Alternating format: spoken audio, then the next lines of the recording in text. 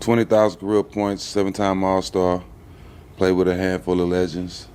Are you at peace with how your career turned out? Nah, I wanted a ring, bro, because I feel like when I get to the 5-year mark and motherfuckers start bringing me out, they're gonna be like, well, he got 20,000, but he ain't got a ring, which I feel like is fucked up. You're still a Hall of Famer, though.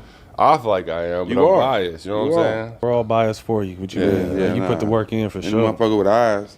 But a lot of people don't understand my body of work, not trying to be arrogant. I feel like because I was in Portland so long, people don't really know those Portland days like that, like when I was really putting it in. So it's like, I think people know like the San Antonio days because they San Antonio. They're going to be on TNT, 9 times out of 10, and it's pop. And so I just feel like the body of work in Portland is a little overlooked, and that's when I became me because I was on the West Coast. And, you know what I'm saying? But I hope I get in, but if I don't, where I'm from and what I did and where I am now, I'm already good, bro. I'm in the Hall of Fame back at home. I'm a Hall of Famer I'm in the every Hall of fucking Fame day. like a motherfucker. Yeah. I'm cool with that.